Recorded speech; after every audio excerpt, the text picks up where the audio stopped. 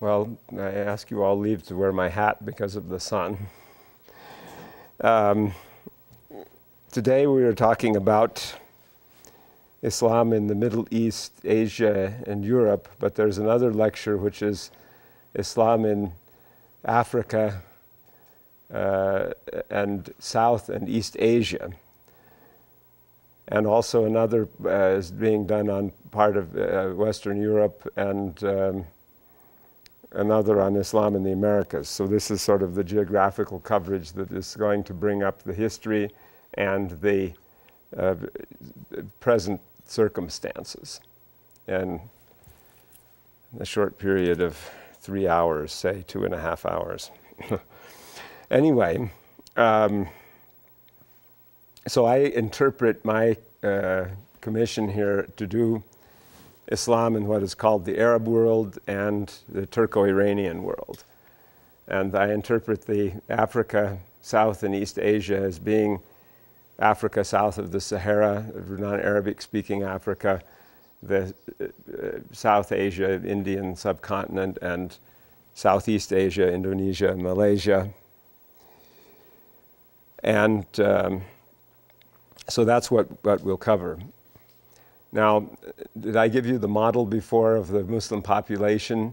In general, although it's not precise, the Arabic-speaking Muslims are 1/6. The Turco-Iranians are 1/6. The South Asians are 2/6. The Malay Indonesians are 1/6. And the Africans south of the Sahara, or non-Arabic speaking Africans, are 1/6 of the Muslims. And that count omits a few nationalities. There would be no place there for the Bosnians, the Albanians, and the Chinese Muslims, that is, the ones of Chinese culture who speak Chinese, or for that matter, for Euro-American Muslims like myself. But on the whole, all of those other groups are not very significant demographically when you consider we're talking about basically hundreds of millions of people. Each of those sixths is more than 200 million.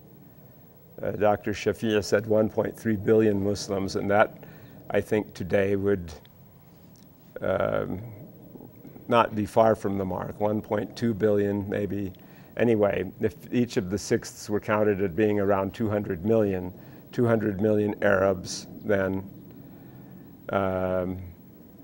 200 million Turco-Iranians, more than 400 million Indo-Pakistani, Bangladeshi Muslims, and I guess slightly less than 200 million Malay Indonesian, and 200 million African, maybe somewhat less also than that, but I don't know, something like on that order. So that doesn't put you far astray if you think of the Muslims in terms of being sixths, with the South Asians having a double count. And of course, that means that one of the great stereotypes about Islam, which is Islam is an Arab religion and has to do with the Arabs, is wrong. When I was working with Mr. Shabir Mansouri, whom you will meet, who is coming here later in the conference on the revision of textbooks, where we made our suggestions to textbook companies, and we criticized the whole textbook, because I told him we have to criticize everything. That is, we don't just take up Islamic points or Muslim arguing points. We mention everything. So I corrected the Pharaonic history. I corrected the history of the American Indians and Puritans, and they even gave us the American history textbooks because our reviews were good. Even though there's hardly more than a sentence about Islam in an American history textbook, maybe something about Malcolm X or something. And constantly we were fighting the same type of stereotypes, which, while not being totally untrue, nevertheless give a lopsided view of things. The really egregious one, which Mr. Mansouri will show you, is the one about the camel. So there's always the thing about camels and the mention of camels many times, whereas camels play very little role in the lives of the overwhelming majority of the Muslims, and that has always been true. Or the thing about the desert, like in the beginning of Lawrence of Arabia, where you have these huge sand seas, and it's da da da da da, da, you know. And the fact is that those exist. I've seen them. They're very dramatic and impressive looking. I saw the ones in Algeria. In fact, you could climb up maybe, it's like perhaps a 500-foot hill. Well, maybe not really that high, but that's what's in my memory. But you go up this high hill, and then you're up there, and all you see is these waves of bright orange sand as far as the eye can see. The brilliant color of orange, almost like an orange. Not, you know, really, and then that orange with the blue sky really is a sight. And it's not something that you see every day, so it makes an impression on your mind, and it's entirely legitimate to think that that's something. But, nevertheless, people don't live in the sand. And so consequently, their experience with that is not the main thing. And the idea of desolation and emptiness that is produced is a false one, except where the land is really empty, which is a lot in the Near East because of lack of water. There are a lot of places that are completely uninhabitable because it has no water. And nobody to this day can do anything about that because you cannot squeeze blood out of a turnip and you cannot dig water where there isn't any. And actually, I might note on the water point in passing, although this is really a digression, that the whole world is facing a big water crisis because of the methods of agriculture that we use. And agriculture itself is menaced by the possibility of a severe collapse because we're extracting more groundwater. We're extracting groundwater at a rate that exceeds the replenishment rate, which has led to a dramatic fall in the water table. And some of you here from West Texas and these areas that were in the western part of the plains, especially, that's acute. And it's all over the world that this sinking water table problem and the decline of water resources is going on. So a lot of the Near East is areas that are between rocky deserts, sand seas, and so on. And the populated areas where there is water are like islands in the midst of all of that. Now, another, actually, maybe I asked you to bring the Aramco book with you.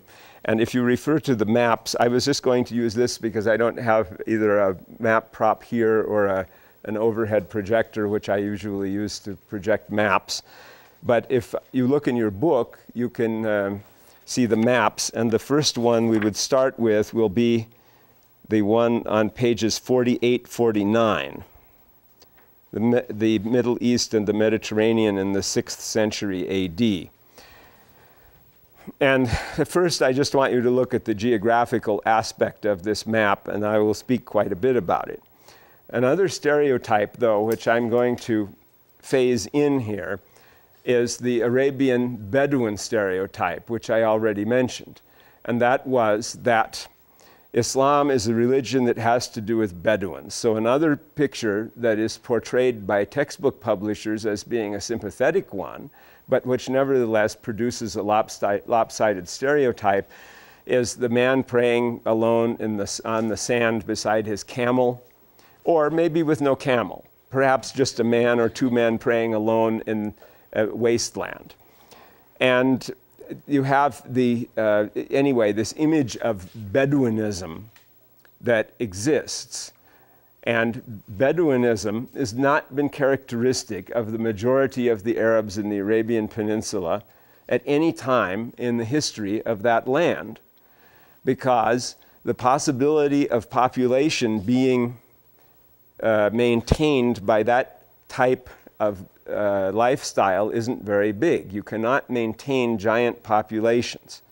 However, it seems that the pastoral lifestyle, for some reason, and this is actually completely unfathomable why this should be true historically, but it seems the pastoral lifestyle is somewhat healthy. It appears to be healthier than the lifestyle of the settled people in pre-modern medicine times.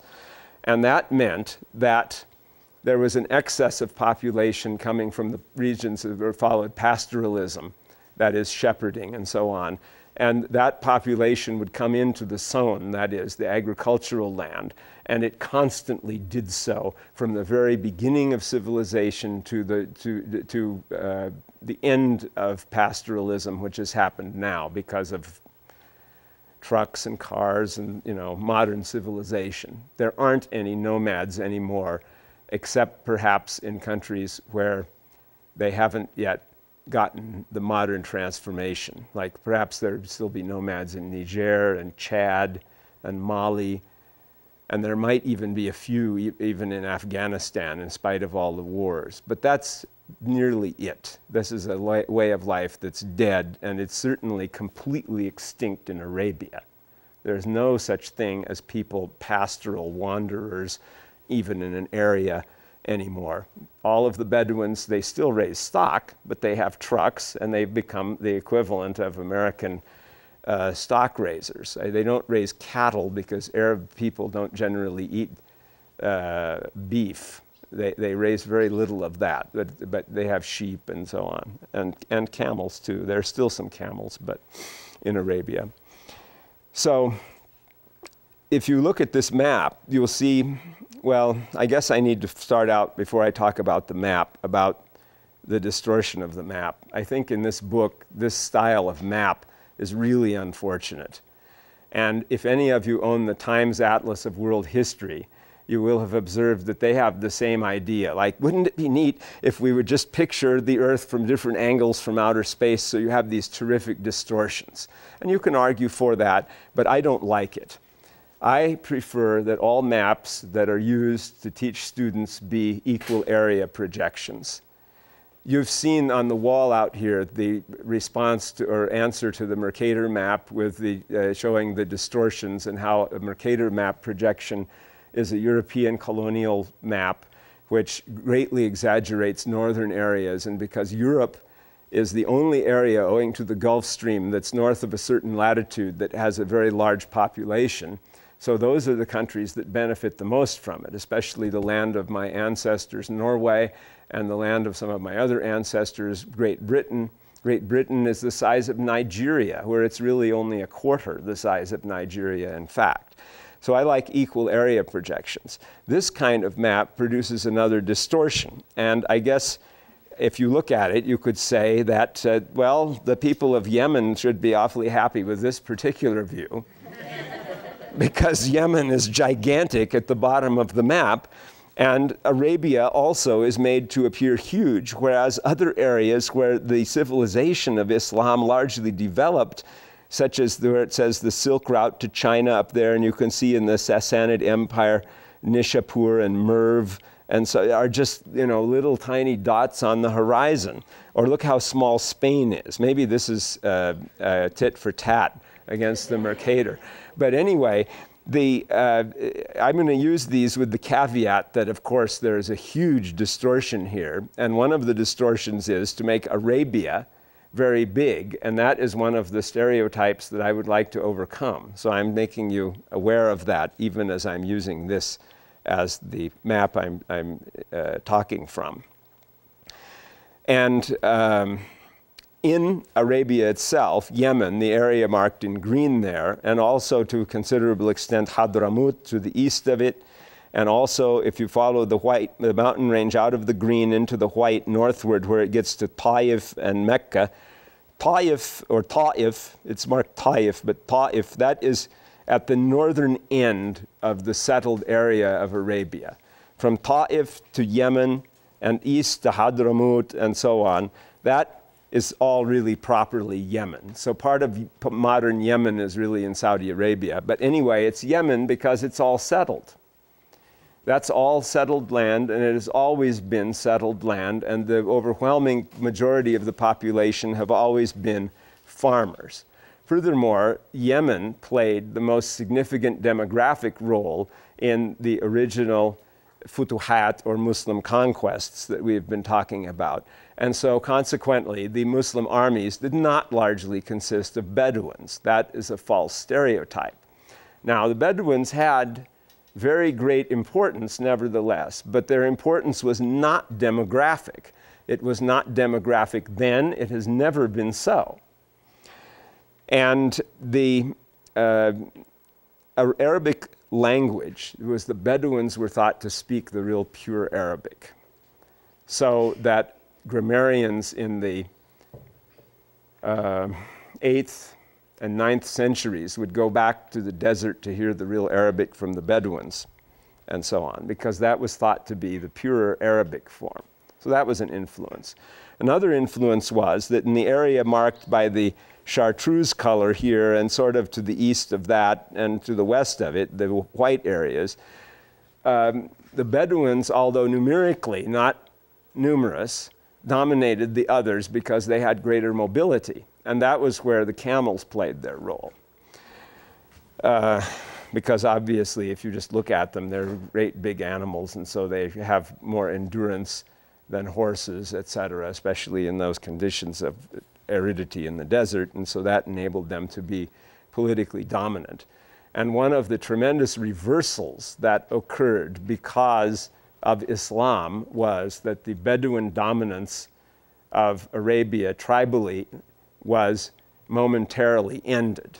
It came back after not too long, but as long as the Islamic State was powerful under the Ummayyids and maybe under a few of the early Abbasids till it disintegrated in the edges and including Arabia, the Bedouin dominance was ended. The towns dominated for the first time because they had been organized under the religious ideology of Islam.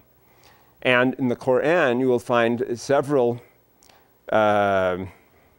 statements critical of the Bedouins, including one which says you'll find that the worst people in disbelief and hypocrisy are the Bedouins. And so it's not at all a religion connected with that. Furthermore, although you will find in the Quran a couple of references to camels, I can think of 2 places where there's specific reference to camels, there's not much. There's far more references to agriculture than there are to camels. There are a considerable number of references to agriculture, to various kinds of fruits and plants and so on. And there certainly is a lot of reference to trade, including metaphorical statements that when you submit in Islam, it's like a commercial deal. That is, God has bought your souls in exchange for paradise, for sending you to paradise. This is a commercial trading deal. And that has to do with the trading background of Mecca more than it has to do with anything having to do with Bedouins.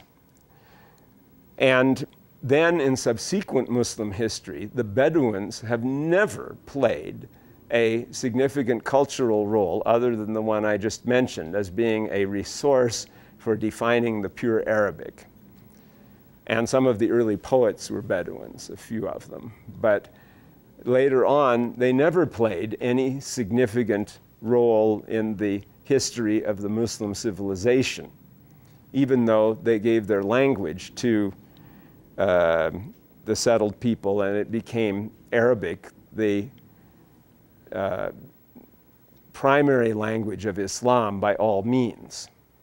The Quran is in Arabic, the Hadith is in Arabic, the Prophet spoke Arabic, the biography is in Arabic, the history is in Arabic, the poetry at the outset was in Arabic, although of course different vernacular languages claimed their own poetry and produced that in history. And all of the religious texts, the law, the elaborations of the law were in Arabic, and until this century, every Muslim scholar had to be conversant with, fluent in Arabic, not necessarily so fluent in speech, but at least had to be able to write it and use it, at least in speaking to the same effect Catholic priests had to use Latin. I mean, he couldn't be completely incompetent in speech either, but especially to be able to read and write and so on.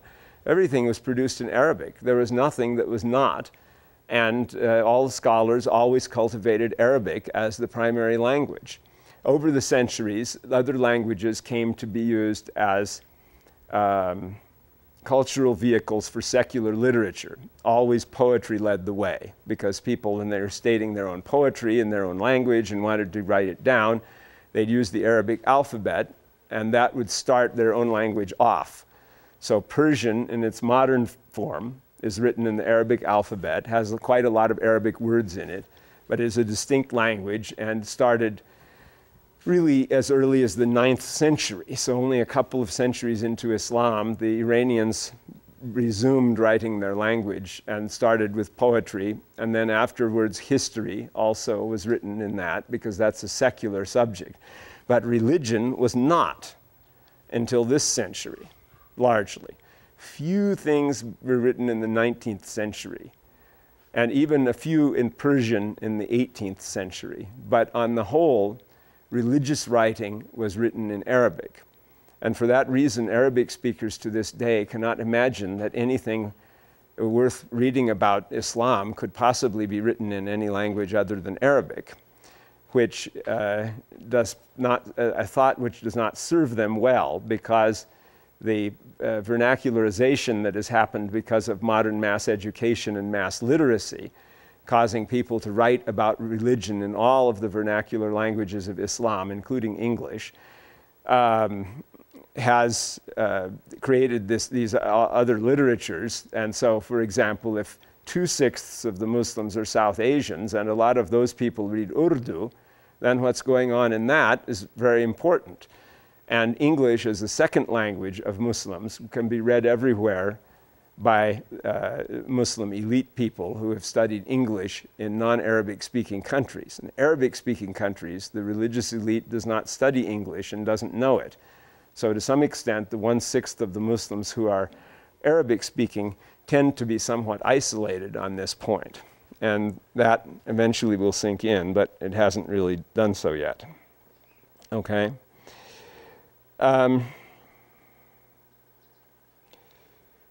To some extent, civilizationally, if one talks about what civilization is, you could say that civilization is based really ultimately on one criterion apart from others on the whole. Although there is one historical civilization that didn't have this criterion. And what is that? The one thing which is the most marking factor for civilization? Yes, writing. You said it, so you must agree with me. It's writing. I mean, at least you agree. I don't know about everyone else, but because as soon as you have writing, then you assume you have civilization. If you look at how civilization arose in Iraq, very gradually from the beginning of agriculture, say from 10,000 BC until we say Sumerian civilization arises, say circa 3500 BC, well, what was special about that year? That writing made its appearance. And actually, everything else, the specialization in metalworking and pottery and the size of the cities and temples and so on, all of that was just going on gradually and had nothing to do particularly with the development of writing per se. And so we have this stereotype in our minds that civilization pops into existence out of nothing, so to speak. And that's not how it was. It's better to consider primal peoples also to be, in effect, civilized and to be in very many different levels. There's that book about the American Indians. I don't remember the author's name, but I'm sure the title is Man's Rise to Civilization. And it reveals, I guess, by its politically incorrect language that it's not really recent. But anyway, the nice thing about it was that it showed several different levels of complexity amongst the American Indian cultures. You have the Paiute Indians who were so poor that they didn't even have war, and they didn't have tribes. They only had family units because their life was so materially poor. Yet they had language that was just as complicated and developed as anyone else's language, had just as much oral vocabulary, and they undoubtedly had an extremely complicated oral poetry that was similar to that of other people, in the extent of other primal people having complicated oral poetry. And then you had ranging from that, say, to more middle-level things like the Mississippian cultures that had some connection with Mexico, but were not, you know, the scale of the Mexicans, and that is like the Aztecs and so on. And then you had Northwest Coast Indians who didn't really have agriculture, so they were sort of between the Paiutes and the Mississippian, or like Natchez Indians and so on. So you have all of these levels that are just equally worthy of consideration to the idea of civilization. And then the exception that proves the rule among civilizations is the Incas, who had knotted cords, which they had for record keeping, which unfortunately cannot be read, although some of them survive, but they didn't have any writing, none. Every other civilization had at least some writing, whether rudimentary or developed. So that's the measure of civilization. And if you look at, and there's a good reason for it, because writing can preserve information and hand information down to us, and it can produce narrative, because if we rely entirely on archaeology for something, to look at artifacts, they're always more ambiguous than if we have text. If we have text that we can read, that is talking to us, it tells us something definitely more than if we do not. And based on that, there are 4 great civilizational areas that are like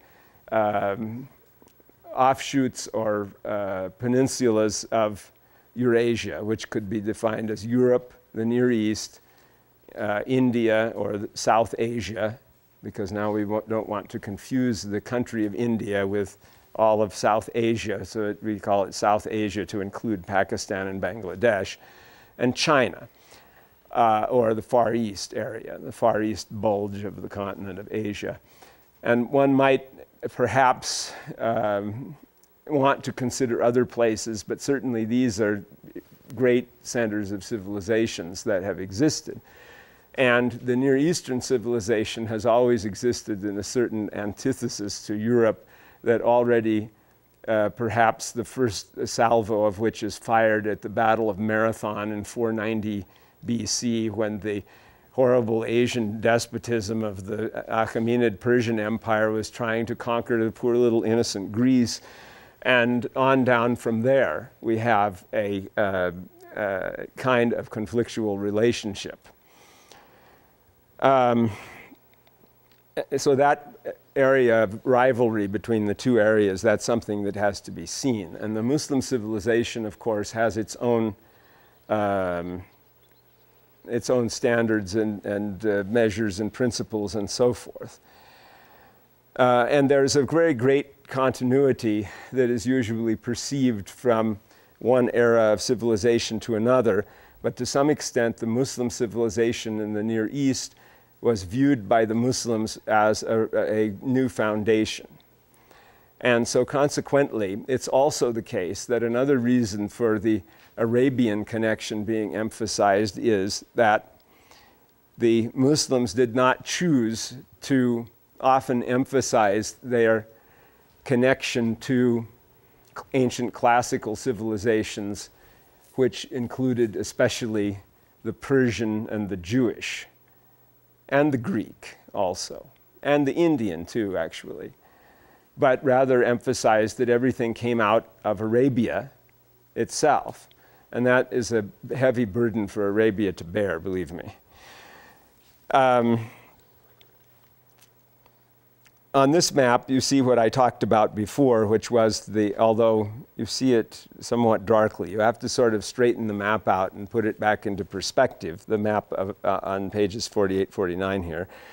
But you see anyway marked there what is marked as Byzantine Empire and what is marked as Sasanian Empire. And those two had been engaged, as I said, in a knockdown, drag-out war.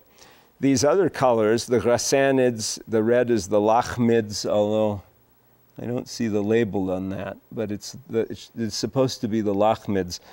And then Kinda, which is the chartreuse one, and Yemen, the green one. This is an attempt by the editors of the book to show that important, significant kingdoms existed in Arabia. actually the Ghassanids, the Lakhmids, and Kinda were not kingdoms of any importance.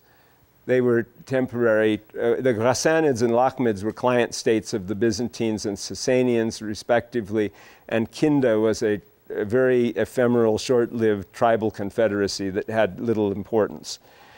Also, it omits Ethiopia. It doesn't give it a color, although you can see the town of Aksum, or the capital there, is marked in Tigray province near the border of Eritrea. Ethiopia, of course, was an organized kingdom also. And Yemen had become a province of the Sasanian Empire before Islam. So when the early Muslims conquered it, it was taken from the Sasanian Empire and in effect returned to Arab rule. Okay, we spoke about the biography of the Prophet, so I won't further go into that. But when the history of the Muslim regions of Islam in this area falls into really, say, three historical periods, you could say. One period was the period of the, we're just going to deal with post-prophet history. So the prophet is put in his own category, and we will not discuss that today unless you want to ask about it. But we'll just start with the caliphate. So you have the early unified caliphate, and that exists from 632 to 740. Although often it's dated that it existed to 750 because some Ummayyids were still hanging on at 750. But the year 740 is more significant because the unity of the Muslims was broken in that year and never restored, the political unity. And the very same year, because the political unity was broken by a revolt, all exterior foreign wars stopped, and they were never resumed. That is, they were never resumed as they were in this period. I'm going to speak about this period and come back to it, but anyway. Then secondly, you have what you could call is the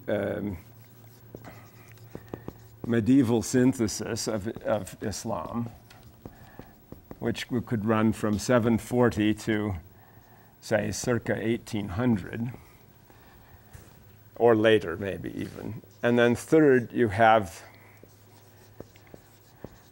modern colonial and so-called post-colonial era, circa 1800 to the present. These are, I think, three periods of Muslim history, and you will observe that they are extremely lopsided. In fact, you will well wonder how it can be that the medieval synthesis lasted all of that time. And you might think that that was a way of stereotyping it where I was not dividing it into sufficient periods. Well, it does divide into sub-periods, of course. And you can distinguish a lot of development that went on as well in that period. But it's not, what happened in it is not so different, I think, when you compare it with this or with this era. The two eras at the edge are more different. Or maybe it's just because this first era is actually my historical specialization that I have a myopic view. So that maybe is the problem. Anyway, the Muslims, on coming forth out of Arabia to claim the earth for God's rule, completely took over the Sasanian Empire and took over the disaffected provinces of the Byzantine or East Roman Empire. It is very germane, important, and crucial to understand that these earliest Muslim conquests were very easy, and that it was decided in a few battles.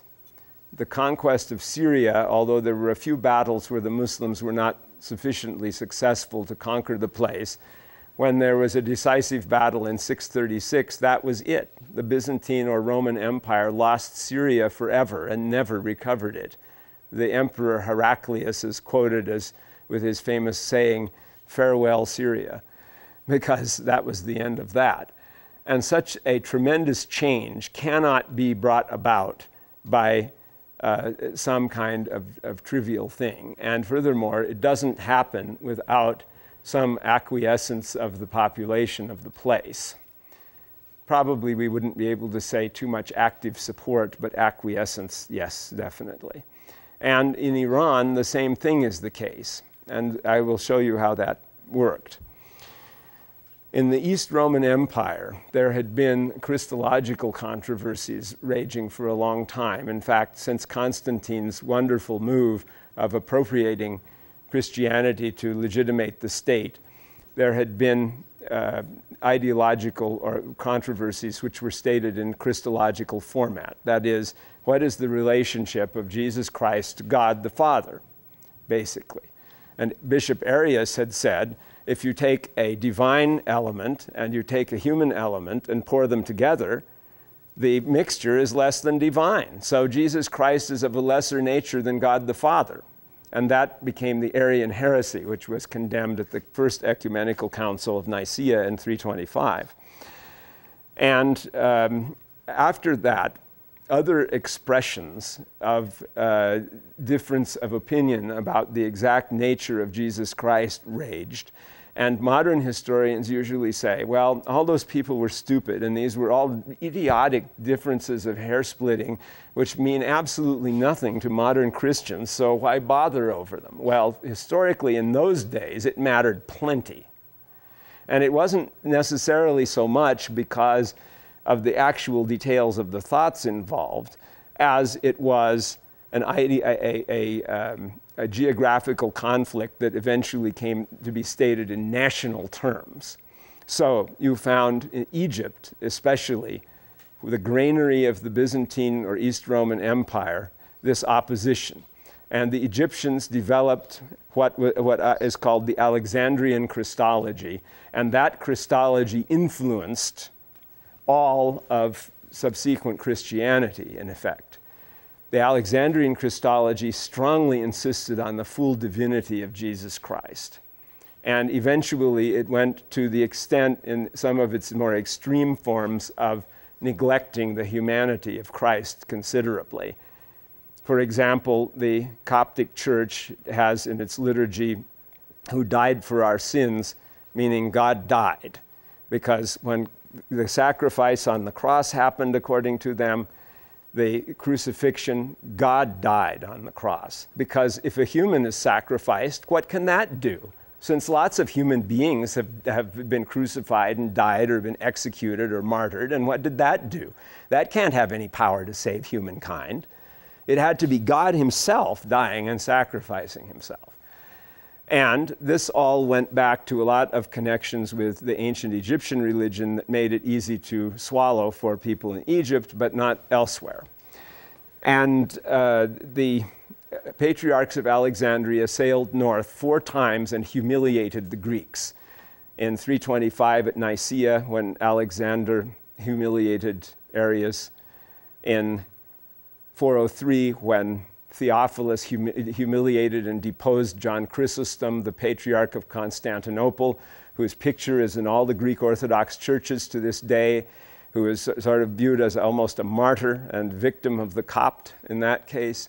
In 431, where Cyril of Alexandria, in collaboration with Empress Pulcheria, proclaimed the 14 anathemas against Nestorius and his followers. And in 449 at the Latrocinium, or the Robber Council of Ephesus, which was not, as you can tell from its name, considered a canonical council by the church afterwards, in which the Patriarch of Constantinople was beaten up and died of his wounds, and the messengers of the Roman Pope hid in the cupboard, while the Patriarch of Antioch was deposed, and Eutychianism, which proclaimed the doctrine that Jesus Christ was pure God, was proclaimed for a couple of years. But 2 years later, after the emperor had fallen off his horse and broken his spine, And his sister came back to power.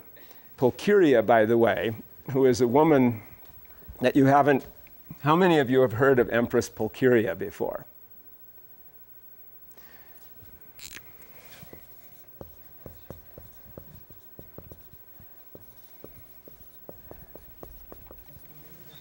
Empress Pulcheria is one of the most important women in history.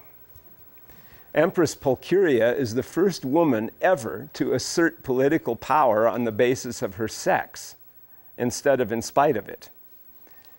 Because if women, as John Chrysostom was saying, were the servants of the devil, were evil, wicked temptresses, and were weak will and full of sin, then if a woman, by demonstrating her similarity to the Virgin Mary and preserving her virginity and making a lot of public relations about it because she was the empress, could demonstrate her purity in spite of the weakness of women, then she was better than all the men.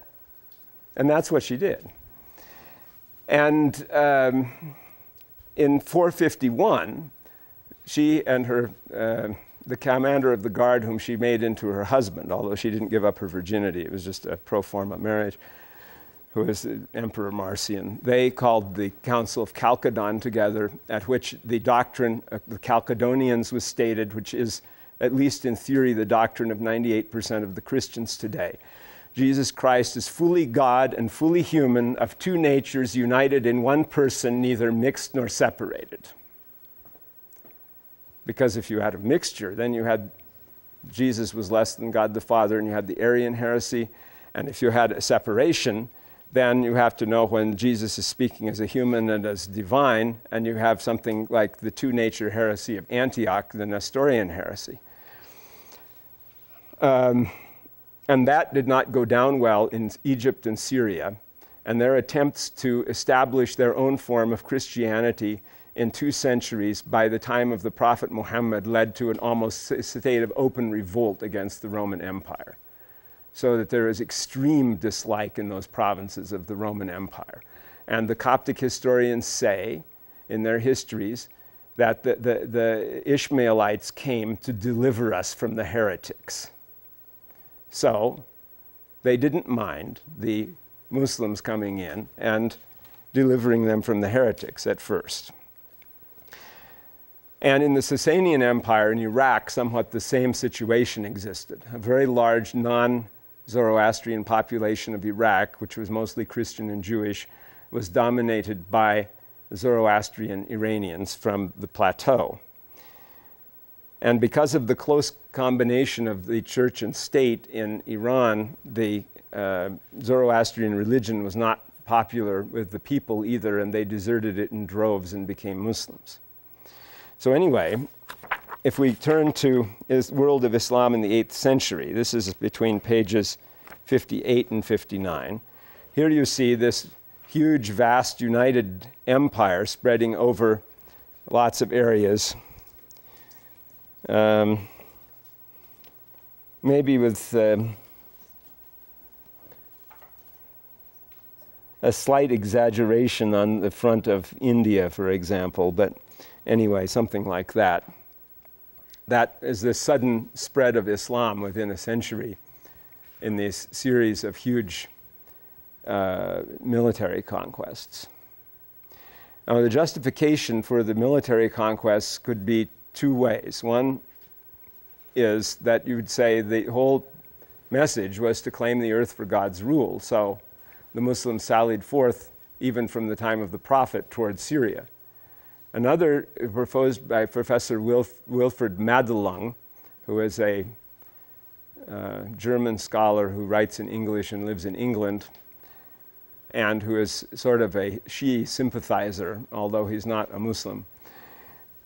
He says that, no, that's not how it was. You have to separate the Prophet's time from the time of the early caliphs. And the early caliphs were responsible for the policy of making this huge empire and going outside of Arabia in this huge series of military conquests. And there is considerable mystery about the mechanism of how exactly that worked and how these settled states albeit they weakened from 25 years of war between them and their alienation of their own populations, which was certainly very great, how they were overcome in only a few battles by people whom they had always had contempt for, the tribal Arabians, and suddenly how the Muslim state was established at this large scale, spread across the entire Middle East, reunited the Middle East, eliminated the artificial boundary that had separated the Roman and Persian empires for 700 years.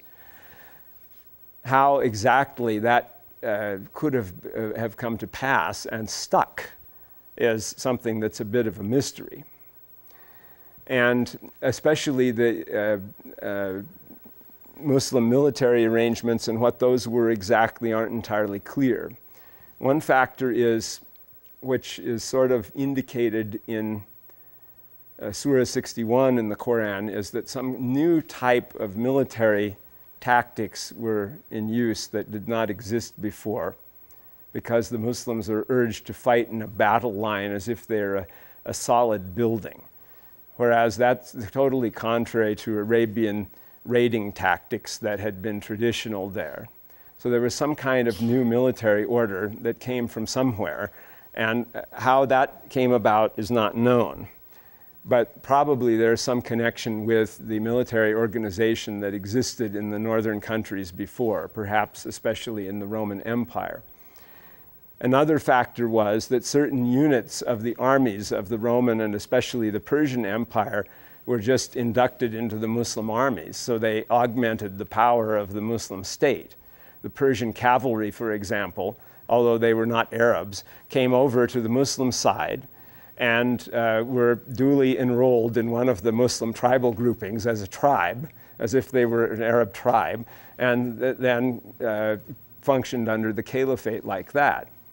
Also, there were other odd military units that came out of the Iranian state that had apparently been Iranian military units that became Muslim ones. One were called the Siyabaja. The Siyabaja came from Zabag, or Zabaj, which was the country of, is a corruption of the name Srivijaya, which was a Indonesian kingdom in Sumatra.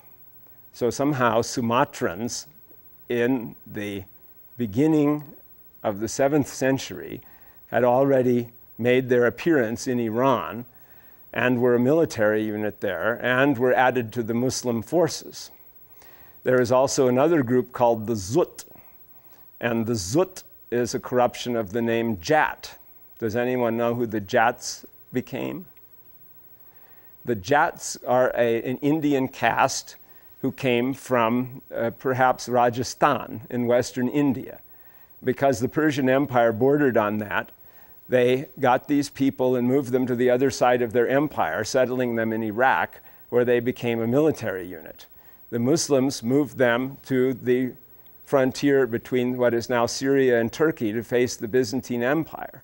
When the Byzantine Empire was able to recover and conquer a little piece of northern Syria in the 10th century, they took these people whom they deemed untrustworthy and deported them to the other side of their empire and placed them in Bulgaria and Serbia and those areas.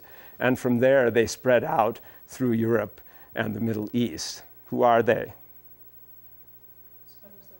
The Gypsies.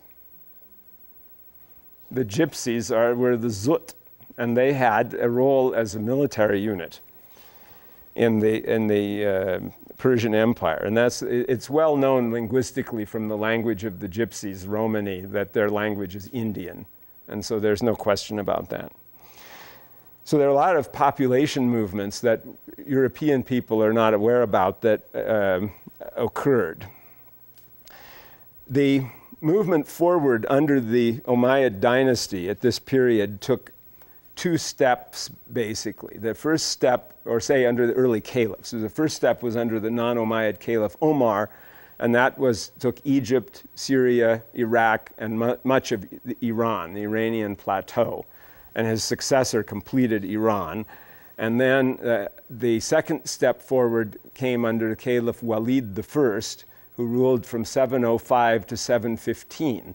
In that one single reign, the Muslims acquired North Africa, Spain, what is now Pakistan, and Turkestan, Uzbekistan, and part of Central Asia. And generally, the move forward in all of these cases was carried out by the caliphs thinking that we have all of these troops, and what are we going to do with them? And they were also thinking, we have this severe attack on our legitimacy because we are not able to uphold Islam as it should be upheld. Since we're the rulers and we have to make political compromises, our purity is not sustained. And furthermore, everyone is enraged because we displaced the family of Ali from rule, that is the Prophet's own descendants. People thought they should have taken office instead of the Ummayyids, who had become Muslims only 2 years before the Prophet's death. And so the Umayyads' legitimacy was in question, and to compensate for that, they would say, look, folks, we are widening the territory of the rule of God. We are widening the territory of Islam. So it was widened to this very large extent that you see in this map. And such an empire was not possible to sustain. Now, modern Muslims, like other nationalists, will look at this map and say, oh, that was the day. Look at the world of the Muslims was huge and united. Isn't that wonderful? And everyone who is a nationalist will sit and look at their map and go, oh, isn't that beautiful? And that, in fact, to me, is a form of idolatry, because someone is essentially worshiping some kind of physical form of things instead of God, and they're placing that or the abstract concept of a particular nationality or something before all else. And everybody might be susceptible to that. In general, Islam has been resistant to that idea because it has been a religious ideology that has tended to melt and demote ethnic differences. And that is truer today than it has ever been. But it has often been historically the case. Over the centuries, Christianity tended to become concentrated in Western Europe. Today, that is no longer so. Christianity is very diverse. In fact, one could say perhaps it is as diverse or nearly as diverse as Islam, with the caveat that the people of European origin in the world largely are either Christians or nominally or in fact, whereas there are very few Europeans who are actually Muslims, as we demonstrated by showing you the sixths, that there really aren't Europeans who are Muslims in large numbers, although of course there are some millions. There are millions, but not such large numbers. And so that's a difference, but the idea of diversity is great. But in Islam, the diversity was always great. And you might say, well, what about the fact that it was the Arabs at first? Well, it was at the very outset the Arabs, but the people who really propagated the religion were the non-Arabs.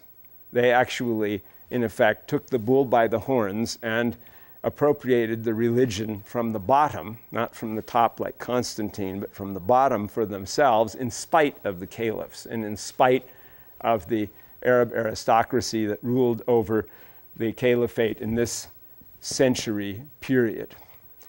So what the caliphate accomplished, in a way, was to set up this huge framework in which Islam could exist. The population inside of that empire was not very much Muslim.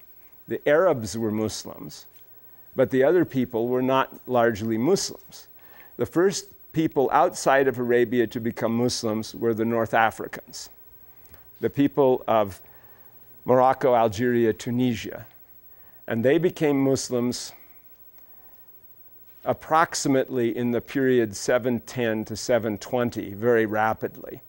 A lot of European historians have expressed disbelief that a people who didn't speak Arabic could have just suddenly become Muslim like that in one fell swoop, and how you wouldn't have had any facilities even to preach to them or teach them what Islam was or anything. But it's true. They became Muslims very fast, and even if not in 10 years, then in 30. Because by 740, when the unity of the Muslims was broken by the revolt of the North African Berbers, the Berbers were clearly Muslims and didn't give up Islam. So the Berber reaction to the conquest by the Arabs was not to repudiate the religion that the Arabs had brought, but rather to take it up and to use it themselves. And that has always been the case of Islam amongst all peoples. And if you wrote a history of North Africa, you could see that the mechanism went like this, that the Arabs tried to conquer North Africa, but they could put very few forces there.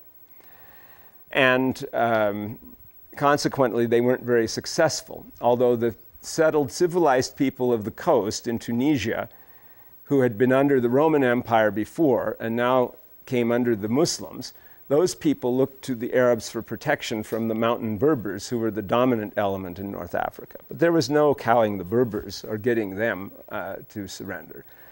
But when, because of the fewness of the Arabs in North Africa, the Caliph sent a non-Arab commander, an Iraqi, from Iraqi Christian origin, was sent to North Africa as the governor instead, he thought, well, I will invite all of these people to become Muslims on the same terms as the Arabs. They can remain in their own tribal regiments under Berber tribal names, and they will have the same obligations and rights. So the Berbers all just became Muslim like that. And then they went over together with the Arabs and conquered Spain. And after that, the later Umayyad caliphs in the period 720 to 740 tried to restore the previous situation, but they did not succeed in doing that because the Berbers revolted in 740, breaking the unity of the caliphate forever, establishing the independence of Morocco, which was the first state to separate from the Muslim unity, and all of that because they were oppressed, so they elected their own caliph. And Spain was cut off, and so it became independent as well. And that was the end of the unity, political unity of Islam. Because the Berber revolt required so much energy, the caliph threw army after army at it.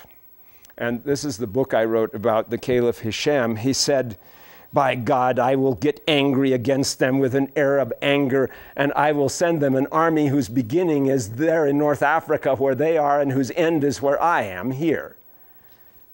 And all of his armies perished and were annihilated and destroyed, and the Berbers prevailed. And then he said, I wish that I had sent the Iraqis, who had been disarmed for decades because they were not pro-Ummayyad, instead of the people of Syria, because now there were no household troops. A coup d'etat occurred against the Ummayyad household in the reign of the caliph's nephew, who succeeded him after 1 year, and that was the end of the Ummayyads. So the Umayyad dynasty collapsed unmourned there, but one Umayyad prince escaped to Spain, and Spain came to be under Umayyad rule for 300 more years, while they had lost the rest of the caliphate. And the Abbasid dynasty came in place of the Umayyads. But when you had broken the legitimate succession of the caliphs by a revolt and a military coup, you could not so easily put it back. So the Abbasids made messianic claims, but when it was seen that they were descended from the Prophet's uncle and not from the Prophet, they were faced by desertion and revolt on all sides. And consequently, they clutched at straws. They used military force to establish their rule, and they tried to placate some of the piety-minded, the religious elements in the empire, and said, okay, we will allow your scholars to elaborate the law in spite of us, independently, but you will give us recognition and give us support and legitimation. So the scholars went on recording and elaborating the law, and the caliphate received no support from them and collapsed and disintegrated miserably, and nobody cared. And that led to the medieval Muslim synthesis directly, which was a panoply of varied states. Now let's look at the map on page 7071.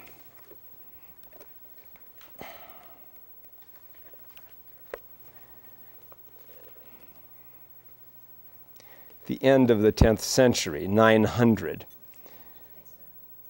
Well, this is fair enough. The little orange thing you see in the middle, that's the rest of the Byzantine Empire, which was still a very powerful and substantial state, and which the distortion of the map doesn't show the true power of. Ditto for the purple Umayyad Caliphate you see off to the left in Spain there. The green, the Fatimid Caliphate, was a Shi'i anti-caliphate against the Abbasids. So there was an opposition there. And actually, the Abbasid area was less united than this map suggests. It was divided into competing emirates that were in effect independent. The unity that had been in Islam earlier was completely lost. The medieval Muslim states that existed, of which these are early medieval ones, and which there were many other ones later, are usually marked by the name of the dynasty. So you talk about the Fatimid state, the Umayyad state, the Abbasid state. In Europe, however, you usually don't talk about the Capetian state, the Plantagenet state, and so on. Although I guess there is a little bit of similarity in that you talk about the Habsburg Empire sometimes. So that's an exception that is more similar to the Middle Eastern situation. In other words, in Europe, you talk about France, you talk about Spain and England, you have geographical terms for the states. In the Middle East, in the classical period, the period of the medieval synthesis here, that entire period, you do not talk about geographical names in terms of states. The states were very constantly changing, fluid. There were certain geographical islands, like Egypt is a kind of an island, that of course constitute a provincial unit. But Egypt might be associated now with North Africa, now frequently with Syria, part of the time with the Hijaz, or occasionally by itself. And it was constantly changing as a kaleidoscope. And the concept of national states did not emerge, and the Islamic law did not help it to emerge, because there was not legitimacy in nationalism. And nevertheless, this was the situation in which Islam was lived. Now, there is a stereotype which you will find in your textbooks to some extent, and in the minds of people definitely, which is a very odd one, but very prevalent. And that is the stereotype of the great masculinist emperor. So it is imagined that golden ages, it's the golden age of the masculinist emperor. The golden age is when you have some gigantic political extent of a single state ruled over by a masculinist emperor or a series of masculinist emperors. And in their presiding over this wonderful thing, there is success and everyone is happy and everything's wonderful. Even Edward Gibbon, who was usually a very observant historian who wrote The Decline and Fall of the Roman Empire, said in the reign of the 5 good emperors from 96 to 180 of the Common Era, even then these pages don't have a lot of history because everyone was happy and prosperous under their rule. Actually, they don't have a lot of history because most of the historical sources are lost for that period. So everyone just thinks, oh, well, then they must have had a happy rule because there were not a lot of revolts and events. But that isn't actually necessarily the case. And in fact, today, historians who are digging deeper are finding out such things. Actually, periods of historical creativity are usually those of great upheaval, difficulty, conflict, instability, and especially insecurity. more than they are periods of settlement and so on, which are more likely to be periods of stagnation. And you find that is true, for example, of the Renaissance in Italy, which was filled with upheaval and problems and wars and instability. And you can find that in the various historical periods of India, and even in such a stable and successful venture as China, which seems to be prove the opposite of what I'm saying, because of all the countries on the earth, China was more often under a unified empire than not, and that's very exceptional. The Chinese empire was a much more successful venture than other empires, much more long-lasting, much stabler, and yet you can find that there too. The periods of upheaval were nevertheless not that unknown. And so the idea that you have to have some kind of big political unity on the map and that portrays a golden age, whose golden age? For example, is it even the case, if we're really looking at things fairly and objectively, that we should say, well, there was the Roman Empire in Western Europe, and then that was replaced by the Germanic barbarians who precipitated the Dark Ages. And so we have the Dark Ages of Western Europe when nothing was happening. Well, okay, but on the other hand, you had a localization of authority instead of a centralization far away in some imperial state. If you went back and asked the people which situation was better, are you sure you know what the answer would be? Are you sure that they would say the Roman Empire was better? And when you have those late Roman writers like Sidonius Apollinaris in the 5th century or so, writing about the, how miserable it was, that everything was falling apart, and or St. Augustine, for that matter, the city of God. Who are they writing for? And what is their social class when they're writing? They're the elite bemoaning their fate. But does that mean that the common people liked having a lot of organized tax collectors around? Or maybe they liked a situation where there was less central authority rather than more. And given that, it's not even sure that having a literary tradition is ultimately a benefit. It's a benefit for historians, but is it a benefit for the people at the time? Which is preferable? So it's better to stand back and not be too hasty in one's judgment about such things. Now, in the Muslim world in the Middle Ages, you had the actual spread of Islam. In the Umayyad times, you had the spread of this large state, but you didn't have the spread of the religion of Islam that much. I showed that it spread in North Africa, and the fact that it spread there realized the caliph's fears, because it broke up their empire and ended the Umayyad dynasty.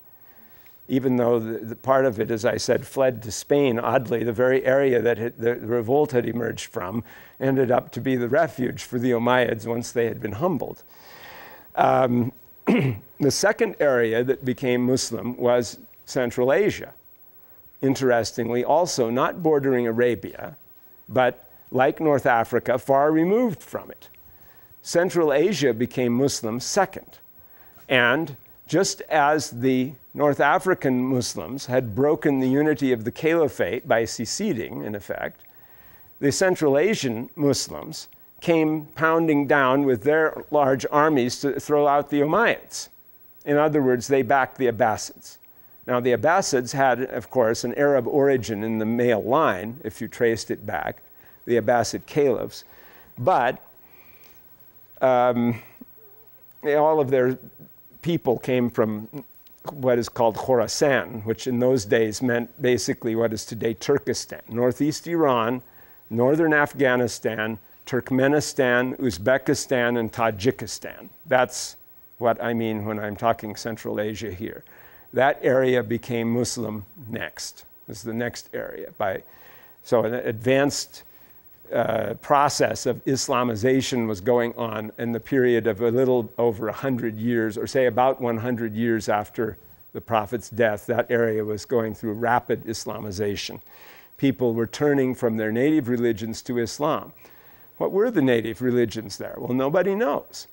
There's no reliable statistical figures to tell you exactly what the religious situation was in one area or another.